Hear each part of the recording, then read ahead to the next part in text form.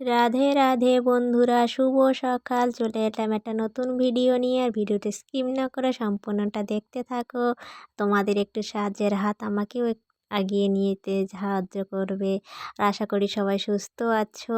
আর এই যে আমি সকালের বাসি কাজকর্মগুলো সেরে নিচ্ছি। আগে জল ছড়া দিয়ে নিয়েছি, তারপরে উঠোনটা ঝাড় দিয়ে নিচ্ছি। আর তোমাদের একটু সাহায্যের হাত আমাকে এগিয়ে নিয়ে যেতে সাহায্য করবে। আর আমার এই যে উঠোনের মধ্যে ওই পাখিকে খেতে দিই, তাই জল খাবারের প্লেটগুলো বাইরেই পড়ে থাকে। আসে দুটো শালিক পাখি আসে, আর কদিন ধরে চিড়েটা শেষ হয়ে গেছে। মুড়ি দিলে খায় না, চিড়ে দিলে খায়। ওই কারণে এই যে একজন এসে পড়েছে, দেখেছো? একজন এসছে আর একজন এখনো আসেনি। ওদের আমি যেই জল নিয়ে এসে উঠোন টুটনগুলো নেতা দিয়ে নিচ্ছি। মাটির ঘর তো খুব ঘরটা আমাদের সিমেন্ট দেওয়া পাকা ঘর, আর আমাদের উঠোনটা হচ্ছে মাটি। ওই কারণে নেতা দিতেই হয়। আর রোজ দিই না, হয়তো একদিন দিই বা একদিন দিই না। রোজ রোজ ভালো লাগে না।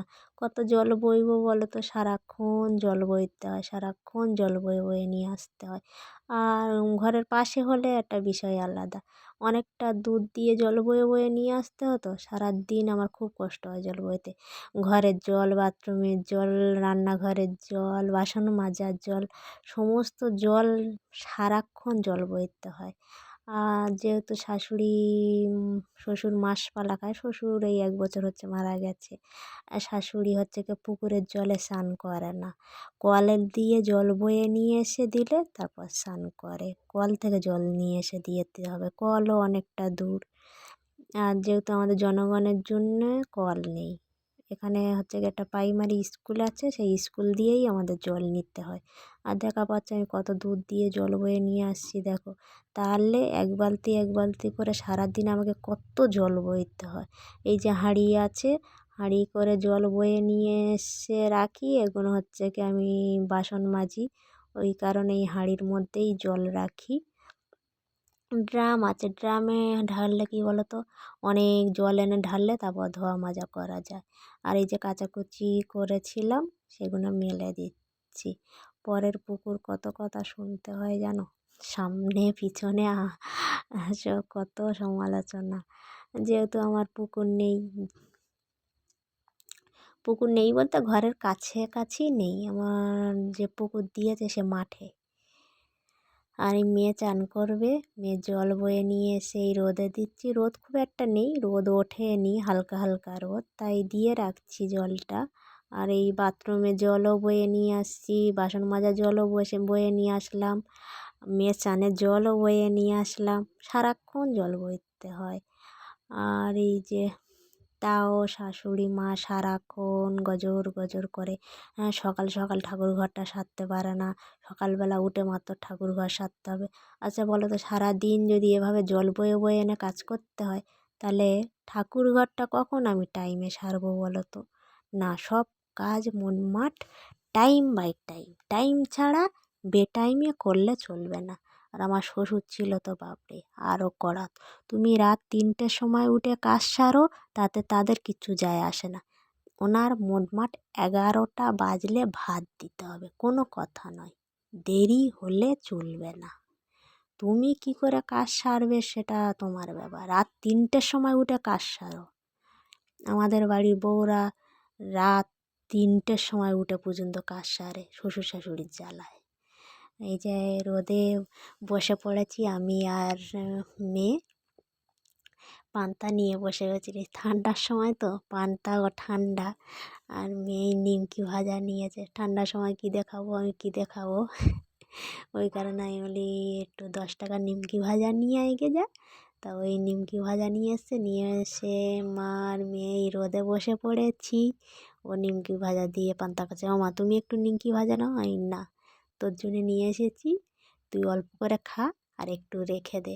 আবার এই কলে যাচ্ছি, কলের জল নিয়ে আসবো। মনমা সারাদিন জল বইতে বইতেই সব কিছু। এবার স্নান করতে যাই, আবার এক বালতি এই জল নিয়ে আসবো। এই যে অন্য লোকের পুকুর তারা পয়সা খরচা করে ঘাট করে রেখেছে। কথা শুনতেই হয় যে পয়সা খরচা করে ঘাট করে রেখেছি, লোকে এসে ঘাটে সবসময় ভিড় করবে। কিছু করার নেই, এখান দিয়ে ঢুকিয়ে ওখান দিয়েই বের করে দিতে হয়। কখন বলো তো আমি টাইমে কাজটা সারবো? সকালবেলা উঠে মাত্র ঠাকুরঘর সারতে পারে বলো তো? এত কাজ কর, হ্যাঁ আমি জানি সকালবেলা উঠে ঠাকুরঘর সারতে হবে, কিন্তু আমার জলের অভাবে আমি করতে পারি না। আমি সমস্ত এঁটো কাটার কাজকর্ম সেরে সুরে স্নান করে তারপর আমি ঠাকুর ঘরে যাই। আর আমার ফুলটা দেখেছো কত সুন্দর! যখন ফুল গাছ লাগাতাম বাড়ির ভিতরে, শাশুড়ি কী গালাগালি করতো জানো তো? বাড়ির ভিতর সব জঙ্গল করে রেখেছে। আসলে ওদের কি বলো তো, পরের গাছে ফুল তোলা অভ্যেস। পরের লোকের গাছে ফুল তুলতে যায়, লোকে বলবে আমাদের ঠাকুর ঘর আছে, আমাদের জন্য ফুল রেখে যাবে, সব ফুল তুলবে না। আসলে ওইসব কথা শুনে শুনে ওদের অভ্যাস হয়ে গেছে, কিন্তু আমার শুনতে ভালো লাগে না। আমি জানি জায়গা পড়ে আছে, ফুল গাছ লাগাবো, তাতে কি হয়েছে? এখন যখন গাছে ফুল ফোটে তখন শাশুড়ি ফুল তুলে তুলে ঠাকুরের পুজো দেয়। আমি দেখি আর হাসিও পায়। এখন আর পরের গাছে ফুল তুলতে হয় না। কেন আমি পরের গাছে ফুল তুলতে যাব? ঠাকুরকে পুজো দেবো, আমি একটা ফুলের গাছ লাগাবো না? কেন ওই লোকের গাছে ফুল তুলতে যাব বলো তো? জায়গা আমার পড়ে আছে, তা আমি লোকের গাছে ফুল তুলতে যাব? আমার জায়গা পড়ে থাকতে আমি গাছ লাগিয়ে ঠাকুরকে পুজো দেবো। আর আমার দেখো রান্না হয়ে গেছে। আমি ডাল আর বিনস ভাজা বানিয়েছি। মেয়ের বাবা হচ্ছে গিয়ে সবজি বিক্রি করে, ওখানে ভাত দিয়ে আসতে হবে। অনেক ভাত নিয়ে যাই, কিন্তু গিয়ে দেখব সে হোটেলে খেয়ে নিয়েছে। আর আমার মেয়ে হচ্ছে কি এই নিরামিষ খাওয়ার বায়না ধরেছে না, এই ধরো মাস তিনিক হচ্ছে ও নিরামিষ খাচ্ছে। গোপাল একটা এনে দিয়েছি, তার জন্য ও নিরামিষ খাওয়ার জেদ ধরেছে, তিলক পড়ছে ওই করছে।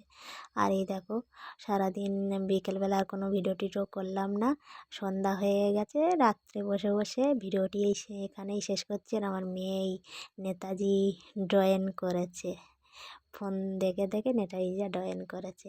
আর এই ড্রয়িংটা করেছে ওই যে ওর গীতা আছে, গীতার ওপরে যে ছবিটা দেওয়া আছে, অর্জুন শ্রীকৃষ্ণকে প্রণাম করছে, কৃষ্ণ হচ্ছে কি গীতার জ্ঞান দিচ্ছে।